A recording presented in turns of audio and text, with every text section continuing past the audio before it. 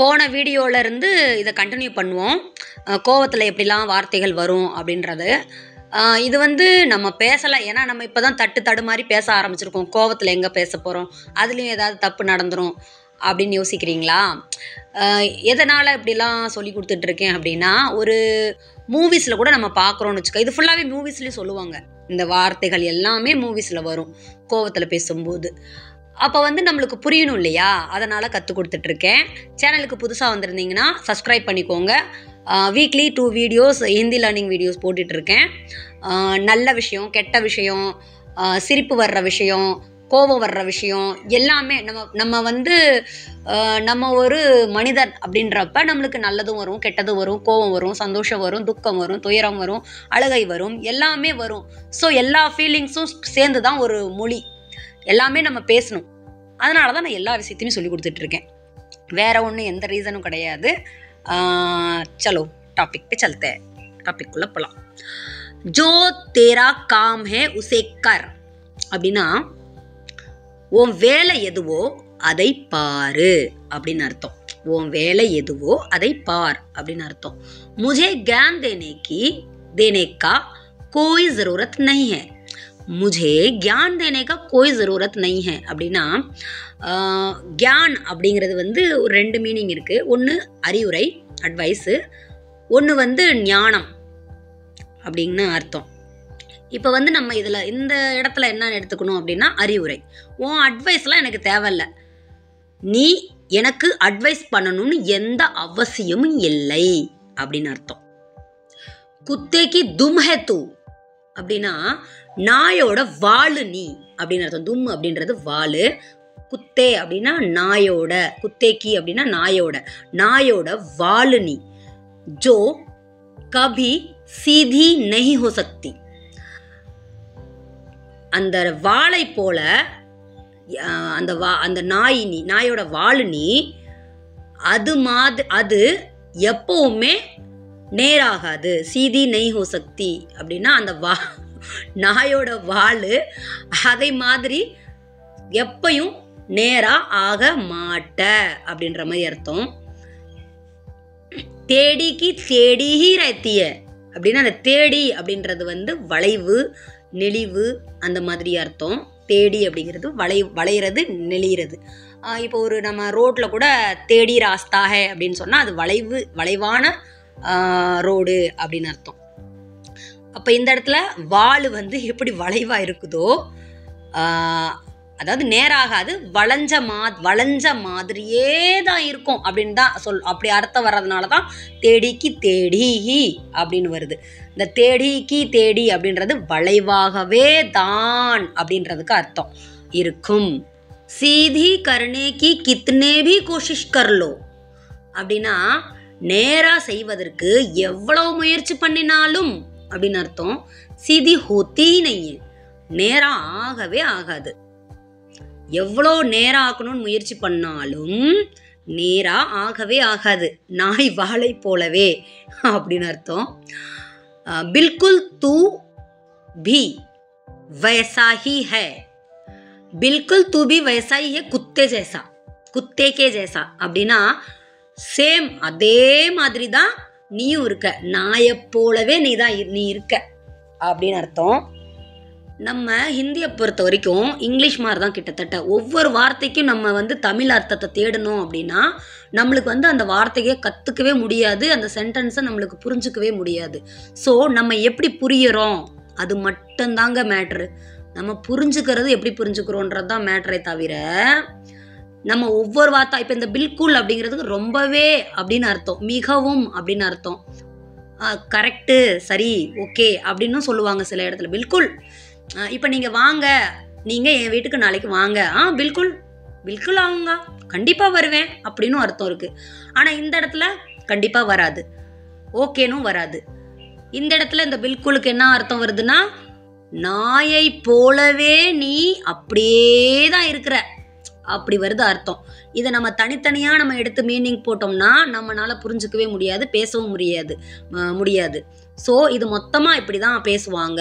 இதோட அர்த்தம் என்ன அப்படின்றத புரிஞ்சுக்கிட்டா மட்டும்தான் நம்ம ஹிந்தி நல்லா கற்றுக்க முடியும், பேச முடியும்.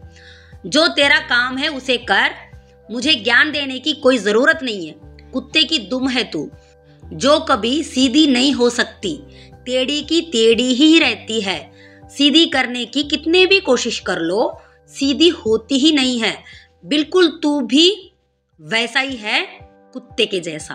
இது மொத்தமா சொல்லணும்னா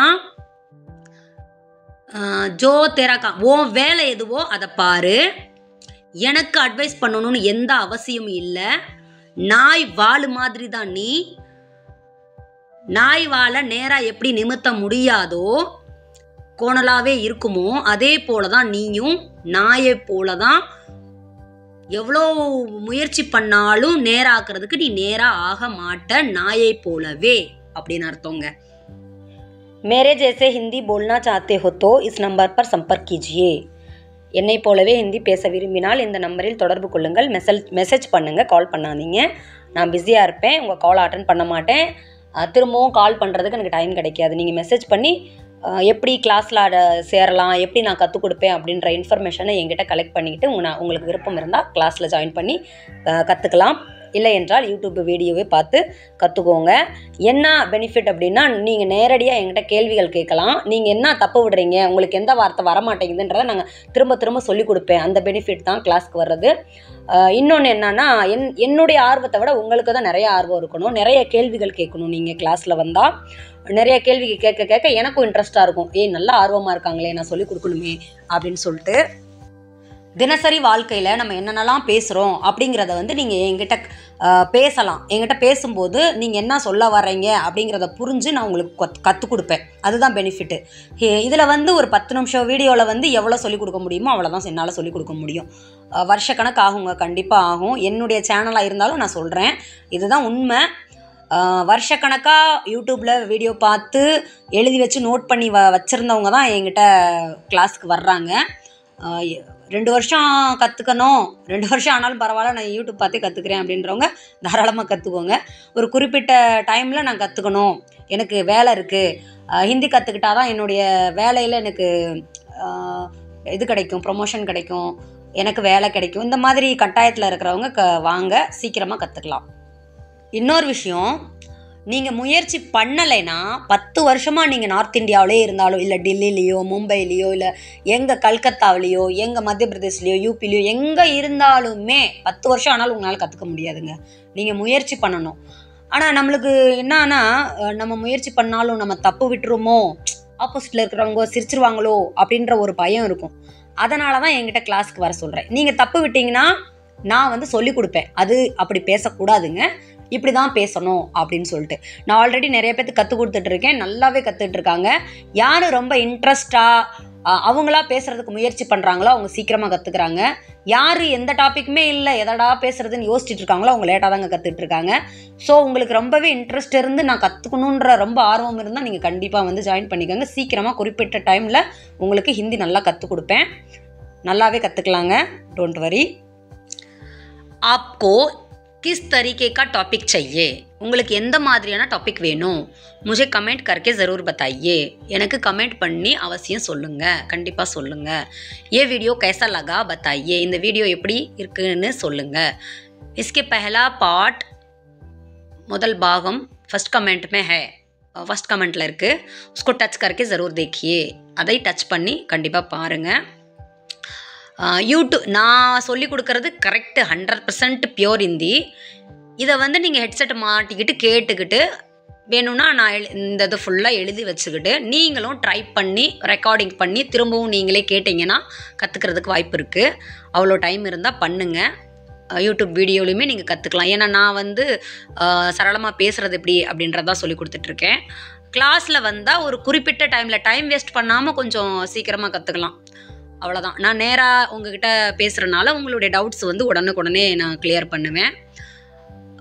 ஆனால் ஆர்வம் உங்களுக்கு தாங்க வேணும், அதில் மட்டும் கொஞ்சம் பார்த்துக்கோங்க. ஆர்வம் இருந்தால் மெசேஜ் பண்ணி கிளாஸ் அட்டன் பண்ணி கற்றுக்கோங்க. ஏன்னா நான் கற்றுக் கொடுக்கறதுல ஒரு 5, 6, 7 பேர் நல்லா பேச ஆரம்பிச்சிட்டாங்க. மற்றவங்கலாம் கொஞ்சம் லைட்டாக தான் பேசுகிறாங்க, ஏன்னா அவங்களுடைய இன்ட்ரெஸ்ட் கம்மி. அதனால் நான் எல்லாத்துக்கும் ஒரே மாதிரி தான் சொல்லிக் கொடுக்குறேன். 20 பேர்த்துக்கு மேலேயே நான் சொல்லி கொடுத்துட்ருக்கேன். சில பேர் டவுட்ஸ் மட்டுமே கேட்குறாங்க, அவங்களாம் சுத்தமாகவே கற்றுக்க முடியாதுங்க. ஏன்னா இதோட ரூல்ஸே அப்படி தான், எந்த மொழியுமே அதோட ரூல்ஸே அதுதான். ப்ராக்டிஸ் பண்ணணும், பேசியே ஆகணும். பேசினா தான் அது மைண்டில் போய் சேவ் ஆகும். நீங்கள் எழுத்து மூலிமா படிக்கணுன்னா நம்ம வந்து பரீட்சை எழுத போகிறது கிடையாதுங்க.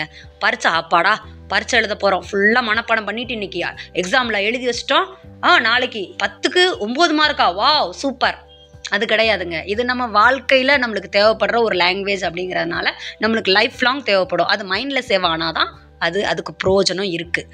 So thank you so much. Comment பண்ணி கண்டிப்பாக சொல்லுங்கள் என்ன மாதிரி டாபிக் கொண்டு வர, இது ஓகேவா, இன்னும் கண்டினியூஸ் பண்ணுறேன். நிறைய வார்த்தைகள் இருக்குது, கோபமான வார்த்தைகள் நிறையவே இருக்குது. பெண்கள்லாம் வந்து எப்படி சொல்லணுன்னா ஐ சேர்த்துக்கிட்டு அவ்வளோதான் வித்தியாசம். இப்போ பேசியிருக்க இந்த 2 நாளாக போட்டிருக்க வீடியோஸில் எல்லாத்துலேயுமே பசங்க பேசுகிற மாதிரி தான் பேசியிருக்கேன். பெண்கள் பேசணுன்னா அதில் ஐ தான் சேர்த்துக்கிறணும், வேறு எந்த வித்தியாசமும் கிடையாது. ஐ சேர்த்துக்கிட்டோன்னா எங்கெல்லாம் ஏ வருதோ அங்கெல்லாம் ஐ சேர்த்துக்கிட்டோன்னா அது பெண்கள் பேசுகிற மாதிரி அர்த்தமாயிரும். என்னுடைய வீடியோவை மேக்ஸிமம் பசங்க தான் பார்க்குறாங்க. ஸோ அவங்களுக்கு யூஸ்ஃபுல்லான வீடியோவாக இருக்குமேன்னு தான் இந்த மாதிரி பண்ணேன். Thank you so much.